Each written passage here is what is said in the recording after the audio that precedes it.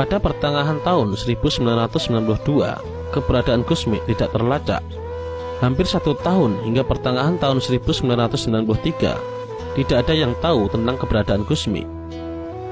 Ternyata ketika itu beliau sedang sakit. Hanya orang-orang terdekat beliau yang tahu di mana Gusmi berada. Di antaranya adalah Mas Nur, yang merupakan sopir pribadi Gusmi, dan Gus Ali Muhammad, seorang sahabat setia Gusmi yang selalu mengatur dan mengurusi segala keperluan Gusmi di Rumah Sakit Budi Mulya Surabaya. Penjagaan ketat dan rahasia tidak hanya diberlakukan kepada santri-santri Gusmi, tetapi istri, putra-putri Gusmi, dan keluarga pelosok pun tidak bisa bertemu dengan Gusmi.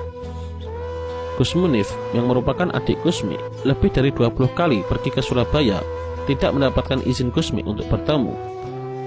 Kerahasiaannya benar-benar dijaga, sampai-sampai Gusmi memalsukan identitas pasien dengan nama Edi.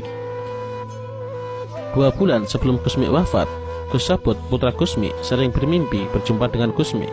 Kabar kepergian Gusmi datang di mimpi Gus Sabut. Isyarat kepergian Gusmi juga diketahui oleh Gus Munif pada hari Jumat malam sekitar pukul 20.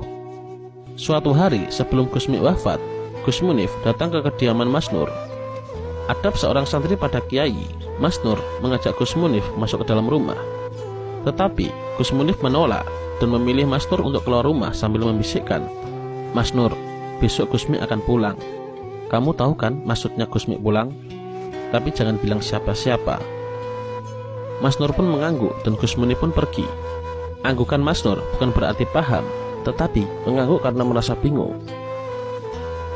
Sebelumnya, pada Jumat pagi, Mas Nur pergi ke Surabaya dan diberi pesan oleh Gusmi untuk menyampaikan kabar pada keluarga pelosok jika Gusmi baik-baik saja.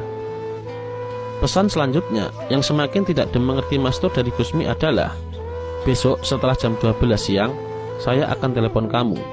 Kamu jangan jauh-jauh dari telepon. Sekarang saya mau tidur dulu." Dan besoknya, pada hari Sabtu, tanggal 3 Juni tahun 1993, tepat pukul 12, Gusmi menelpon Mas Nur. Di tengah-tengah pembicaraan digantikan oleh perawat. Kondisi Pak Edi, nama samaran Gusmi, semakin menurun. Dan sekitar pukul 15, Gusmi Waliullah telah menghembuskan nafas terakhirnya mengembara di alam selanjutnya untuk berjumpa kekasih abadi Allah Subhanahu wa Ta'ala. Kabar meninggalnya Gusmi disampaikan Mas Nur ke pelosok. Orang pertama yang ditemui adalah Ibu Nyai Rodiyah, ibunda Gusmi. Dengan nada gugup, khawatir kaget menyampaikan berita Gusmi telah wafat. Namun dengan santai, Ibu Nyai Rodiyah menjawab, "Iya, wong amik kuwi wingi wis pamit aku kok Kang Nur. Aku saiki ya wis kongkonan bocah tuku sapi." Ternyata dengan caranya tersendiri, Gusmi telah berpamitan kepada ibundanya. Kemudian kabar meninggalnya Gusmi terus disampaikan Mas Nur kepada saudara-saudara Gusmi. Jenazah Gusmi datang dari Surabaya langsung dibawa ke kamar Ibu Nyai Rodiyah, sekaligus dimandikan di kamar itu.